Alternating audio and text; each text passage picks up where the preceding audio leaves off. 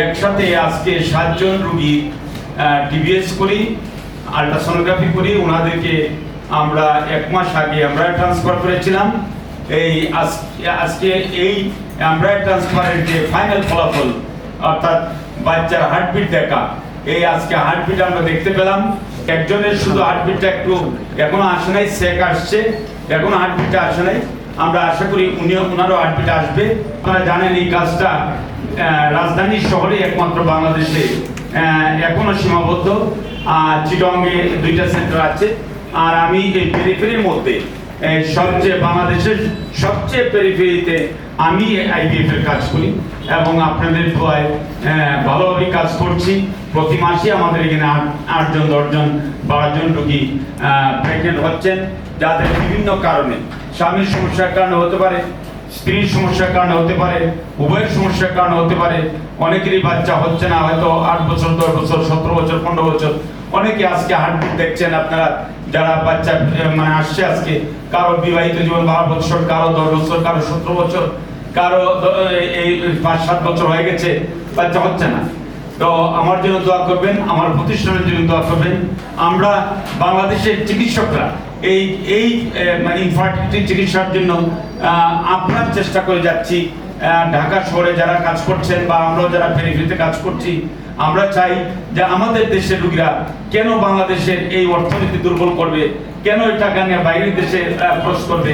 আমাদের দেশে এই সেবা আছে, আমাদের সামাজিক পরিবেশ, আমাদের ভাষায় এক।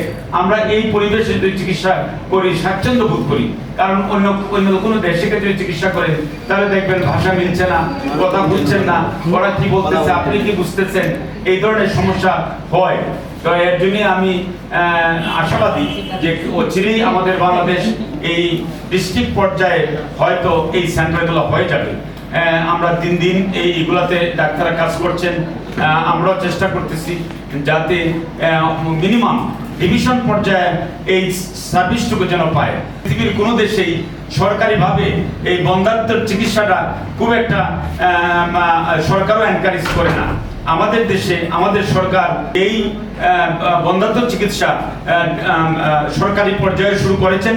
ঢাকা মেডিকেল কলেজ, এইদিকে পিজি হাসপাতাল, সামরিক হাসপাতাল, এই চিটং মেডিকেল কলেজ, এগুলাতে আমাদের বন্ধ্যাত্ব চিকিৎসা শুরু হয়ে গেছে এবং অচিরেই আমাদের সিলেট মেডিকেলেও এই কাজ শুরু হবে। আমরা চেষ্টা করছি সিলেটেও যাতে, সিলেট অঞ্চলের রোগীরা যাতে এই সুবিধাটুকু পায়। তবে প্রাইভেট পর্যায়ে এই চিকিৎসা অনেকটা এগিয়ে গেছে বাংলাদেশে। হয়তো আমরাও রোগীদেরকে আস্থা দিতে পারছি না, আস্থা নিতে মানে আমরা যে চিকিৎসা করব আমাদের কাছে ওরা করবে, হয়তো তারা বিশ্বাসটুকু জন্মাতে পারছে না, যার কারণে তারা ইন্ডিয়াতে এই ইনফার্টিলিটি চিকিৎসা মানিয়েছেন নাই। এটা একটা ধারণা, ইনফার্টিলিটি চিকিৎসা চেন্নাই যেতে হবে, কলকাতা যেতে হবে। কথাটা ঠিক না। আমরাও আপনাদের এই সেবা করার জন্য আমরা এগিয়ে গেছি, আমাদের বাংলাদেশের ডাক্তারও এগিয়ে গেছে। আমরা আশা করি এই দেশের রোগীরা এই দেশে চিকিৎসা করাবেন, এই দেশে সাকসেস হবে। আমরা করছি না, আমরা তো দেখেন এগুলো একটা চ্যালেঞ্জিং কাজ। এই বন্ধ্যাত্বের কাজটা কিন্তু একটা চ্যালেঞ্জিং কাজ। কেউ সাকসেস হবে, কারো সাকসেস হবে না। এটা 100% সাকসেস। এই চিকিৎসা যে দেশে প্রথম শুরু হয়েছিল ইউকেতে, এরাই 100% দিতে পারে না। Highest success rate 50%, take home baby rate 50%। আমি এই সেন্টারে এই আমাদের এই যে উপজেলা পর্যায়ে যে সেন্টার করেছি, এটা কিন্তু বারবারই আমি একটা কথা বলি, এই সৃষ্টিকর্তার অশেষ কৃপা ছাড়া এই পেরিফেরিতে আমার রোগী ঢাকা থেকে আসছে, চিটং থেকে আসছে, কুমিল্লা থেকে আসছে, বিভিন্ন অঞ্চল থেকে আসছে। এটা সৃষ্টিকর্তার অশেষ মানে করোনা ছাড়া আসলে এইখানে এস্টাবলিশ করা অসম্ভব জিনিস। আমি এই ছোট একটা জায়গাতে এই বন্ধ্যাত্বের চিকিৎসা, ইনফার্টিলিটি মতো চিকিৎসা করছি এবং আপনাদের সেবা দিয়ে যাচ্ছি।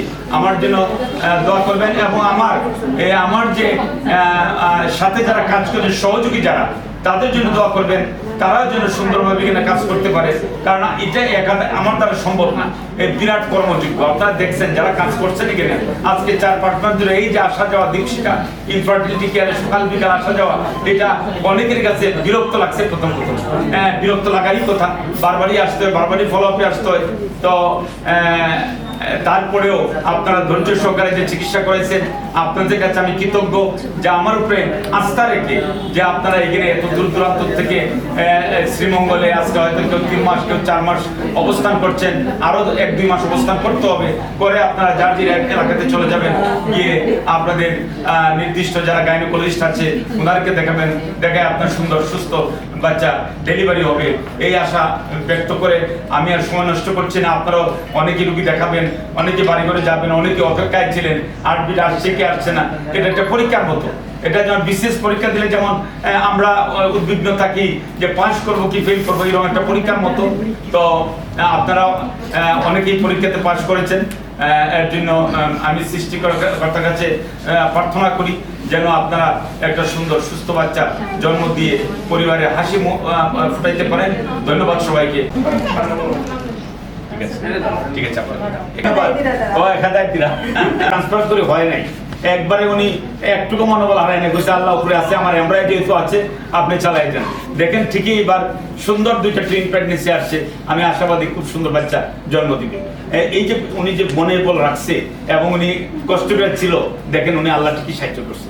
ধন্যবাদ। আমার পরিবারের অন্তর্ভুক্ত হওয়ার জন্য আপনার আরেকজন 2জন সন্তান আমার পরিবার অন্তর্ভুক্ত হবে। ধন্যবাদ।